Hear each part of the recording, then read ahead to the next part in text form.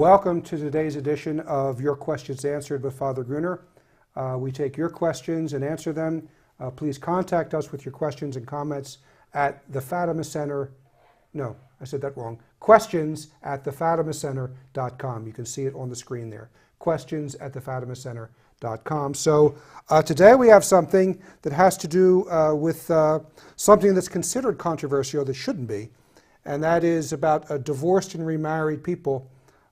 Catholics, I should say. If a Catholic is divorced and remarried outside the church, as it were, then they can't receive the Blessed Sacrament. And there are some, I can even think of a very liberal cardinal, who refers to this as discrimination, and that the sacrament of the Eucharist should be open to people who are Catholics who are divorced and remarried. Well, I think, first of all, before we can even answer that question, which we will try to get to very quickly, but why is a person divorced? So divorce means to cut asunder a bond of marriage that was there, whereas annulment means to declare that the bond of marriage was never there, even though they went through a marriage ceremony.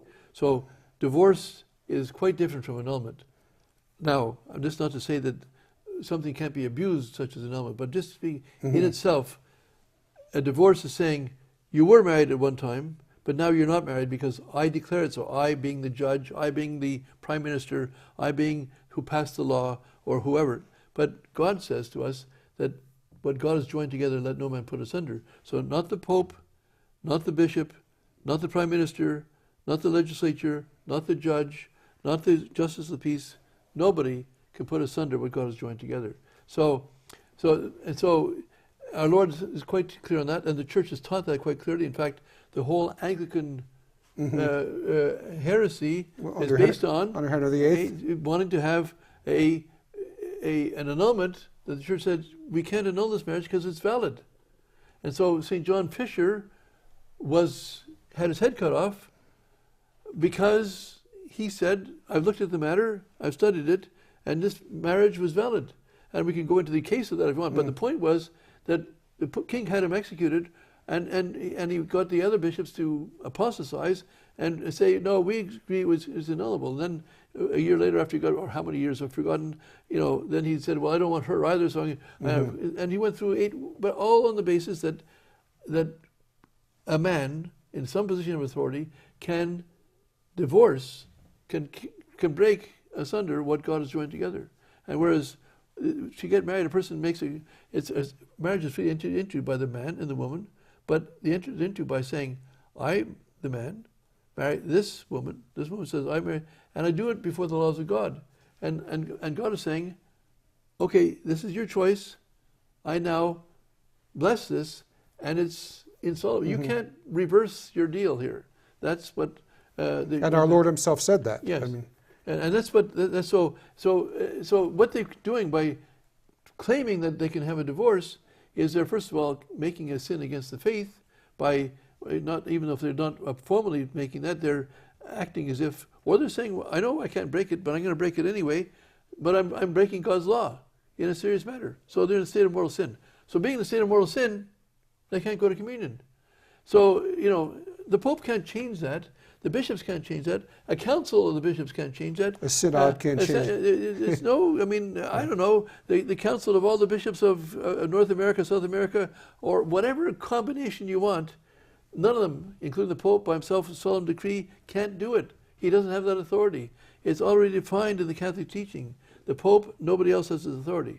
We're not talking about special Petrine privilege or the Pauline privilege or marriage between unbaptized persons. I'm talking about sacramental marriage, which is consummated. That no one can change. Okay, that no one can, and therefore anyone, even if a pope or a cardinal says, well, we give you, now if the cardinal wants to give them communion, they want to receive it, well, the cardinal commits a mortal sin giving them communion, or a priest.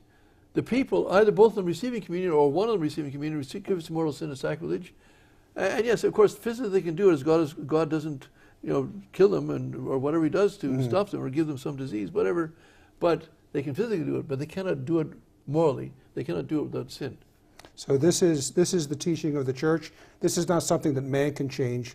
Yeah. It comes directly from God. And this business of saying that this is discrimination is actually pointing the finger at our Lord, Yeah. and saying that you came up with, your law is not just, and I, Cardinal so-and-so, claim that I know better. And this is one of the terrors of which we live, the diabolical disorientation. Well, this is what when Cardinal Chappie tells us that in the third secret we're told that the great apostasy in the church begins at the top. Here you have an example of it. You have a cardinal of the Roman Church. I don't know who you're talking about. I certainly know you're well read on these subjects. So you have a cardinal of the Roman Church saying in public. Well, it's Cardinal Martini. We can say it. He's dead now, but he's on record. Okay. Well, I mean, you have a cardinal of the Roman Church. He should have been excommunicated for saying such a thing. He first of all should have been defrocked as cardinal. You don't need to, because he's no longer.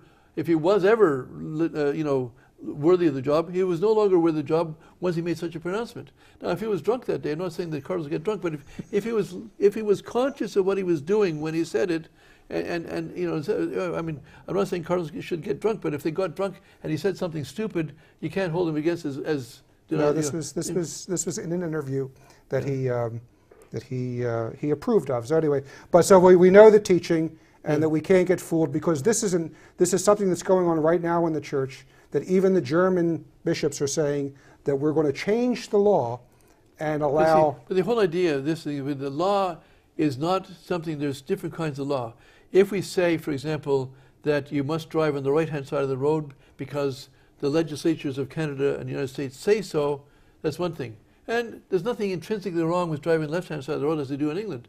It's not unreasonable. It just has to be consistent. It has to be one side or the other.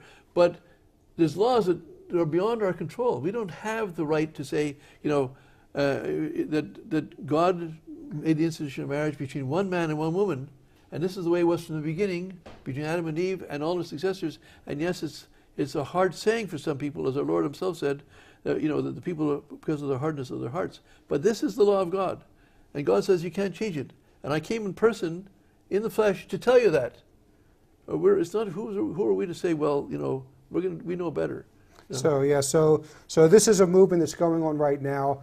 Catholics need to be aware of it. Catholics need to resist it, and also to pray for those who are not in good marriages, that somehow it can be worked out, that they can come back into the grace of God, because many people are in irregular situations, and they need our prayers. That's the short answer. So we'll see you next time on this little bit of an extended version of this program.